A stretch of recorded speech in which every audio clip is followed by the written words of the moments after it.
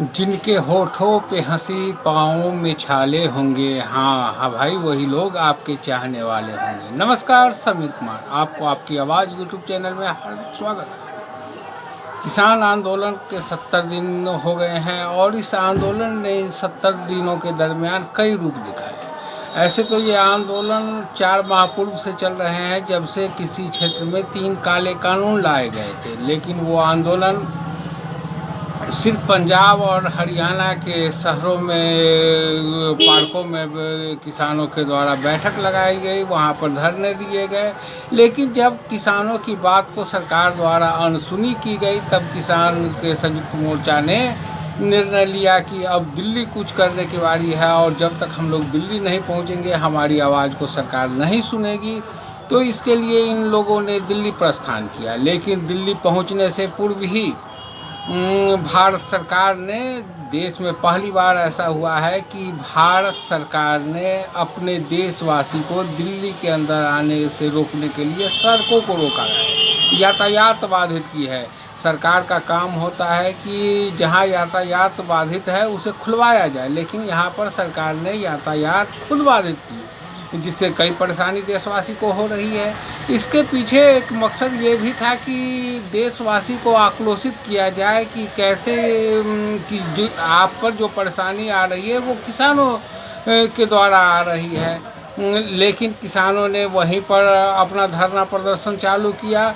उसके बाद सरकार को लगी कि नहीं, ये किसान अब नहीं बात मानेंगे, तो उन्होंने दिखावे के तौर पर 11 दौर की कृषि मंत्री ने किसान के संयुक्त मोर्चे के साथ वार्ता की। लेकिन वो वार्ता था माने बहलाने फुसलाने और टालने के शर्त के साथ हो रहा था कि कैसे इन लोगों को टाला जाए, वार्ता का एक नाम दिया जाए। लेकिन आखिरी दौर की वार्ता जो 22 जनवरी को हुई थी, उसमें नरेंद्र सिंह तोमर ने एक प्रस्ताव दिया था कि अगर आप चाहें तो हम इस 3 कृषि बिल हैं उसको 1.5 साल, 2 साल, 2.5 साल के लिए सस्पेंड करते हैं और आप लोग वार्ता ख़त्म कर दें। लेकिन किसानों के संयुक्त मोर्चे ने निर्णय लिया कि नहीं, कि अगर ये क्या है कि सस्पेंड किया जाए, अगर कानून गलत है तो इसे रद्द करो, और जब तक आप रद्द नहीं करोगे तो हम घर वापसी नहीं करेंगे। तो कृषि मंत्री ने साफ कह दिया कि अब आगे की वार्ता अगर होगी तो इसी शर्त पर होगी, नहीं तो वार्ता की डेडलाइन ख़त्म कर दी। इसके बाद किसान के संयुक्त मोर्चा ने अपने शक्ति प्रदर्शन करने के लिए 26 जनवरी के दिन पैरेड करना चाहा, और उसके बाद जो हुआ कुछ साजिशन कार्रवाई हुई और इसमें भी किसान आंदोलन को बदनाम करने की कोशिश किया गया, और उसके बाद पुलिस की दबिश बढ़ी। और इस तरह अब कहे तो किसान आंदोलन अब अपने तीसरे चरण में पहुंच चुका है। ऐसे लोगों को उम्मीद बढ़ी थी कि प्रधानमंत्री ने जब परसों कहा कि हमारे और किसान के बीच वार्ता के बीच में एक फ़ोन कॉल की ज़रूरत है, कि हम फिर से उसी शर्त के साथ बात करने के लिए तैयार हैं, यानी कि बातचीत का दरवाज़ा बंद नहीं हुआ है।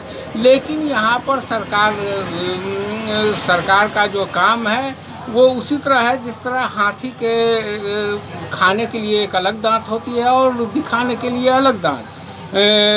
कल प्रधानमंत्री जी परसों का 1 कॉल की दूरी है, और उसके बाद जहाँ पर बॉर्डर इलाके पर किसान बैठे हुए हैं वहाँ पर पहले से ही कंक्रीट की दीवार खींची गई थी, और अब उसके बाद वहाँ पे कंक्रीट से कीलों को ढाला जा रहा है। उसके बाद मल्टीलेयर पुलिस खड़ा किया जा रहा है। ऐसे कटीले तार घेरे जाते हैं जो बॉर्डर इलाके पर लगते हैं। आज हमारे देश के बहुत से बॉर्डर ऐसे हैं जहाँ से विदेशी घुसपैठ हो रहा है, आतंकियों का घुसपैठ हो रहा है। वहाँ पे बाड़बंदी की ज़रूरत है, वहाँ नहीं किया जा रहा है। लेकिन यहाँ पे सरकार को डर है, माने चीन हमारे सीमा में घुसी हुई है, गांव में घुस जा रही है। बांग्लादेश बॉर्डर खाली है कि बांग्लादेशी घुसपैठ हो जा रहा है। नेपाल का बॉर्डर खाली है कि जहाँ से गलत लोग का हमारे देश के भीतर प्रवेश हो जा रहे हैं। लेकिन यहाँ पर सरकार को उसकी फिक्र नहीं है, सरकार को डर है तो किसानों से डर है। किसान से किसान यहाँ पर कुछ मांग तो नहीं रहे हैं। यहाँ पर अगर सरकार कहती है कि हम किसान के हित के लिए कृषि कानून लाए हैं, तो किसान कह रही है कि आप हमारे हित के लिए कानून, वो मांग तो नहीं रही है कि आपने जो 3 की कृषि का कानून दे रहे हैं, जबरन दे रहे हैं, उसे हम नहीं लेना चाहते, वापस ले लो।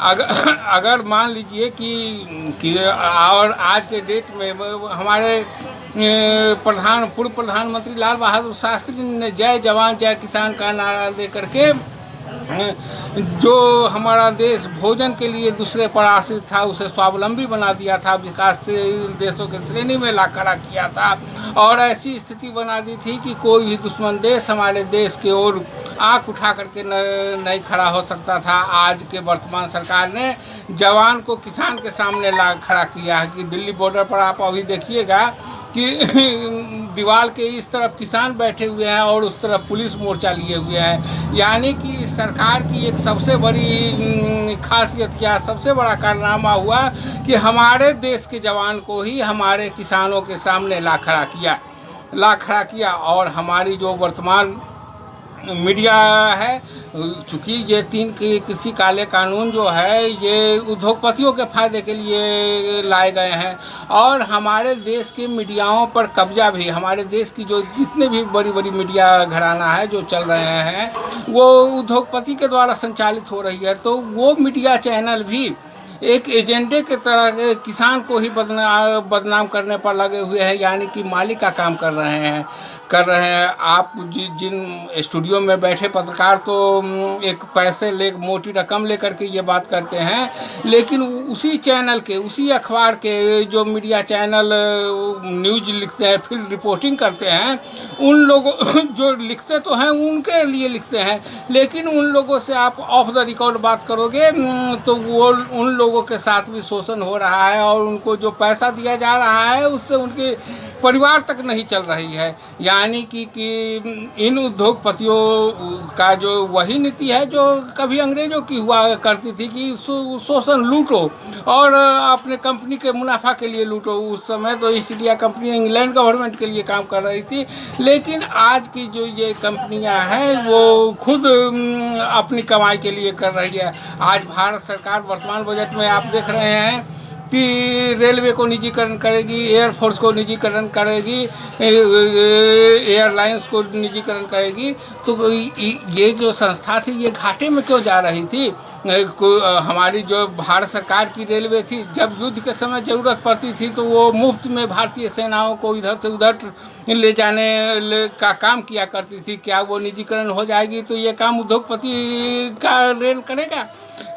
और भारत सरकार ही अपनी जो परिवहन इंडियन एयरलाइंस से करते थे, तो उन लोगों का अभी कितना बकाया है क्या भारत सरकार बताएगी कि इतना बकाया है? और इतना तो कह दिए कि ये घाटे का सौदा है। और वही ये लोग जब प्राइवेट कंपनियों पर के एयरलाइंस का यूज यात्रा के लिए करते हैं तो उसको एडवांस पैसा देते हैं। यानी कि ये सरकार जो है उद्योगपतियों के द्वारा संचालित हो रही है और हमारे देश की जनता को उद्योगपति के चंगुल में फंसाना चाहती है। इसलिए आज पूरे देशवासी को एक साथ खड़े होने की ज़रूरत है। अगर आज आप लोग चुप रह जाओगे तो ये जो उद्योगपतियों की सरकार है वो आपको अपने अधीन, आपको अपने हिसाब से जीने को मजबूर कर देगी। इसलिए आज एक लड़ाई और लड़ने की ज़रूरत है इस सरकार के खिलाफ। जय हिंद साथियों।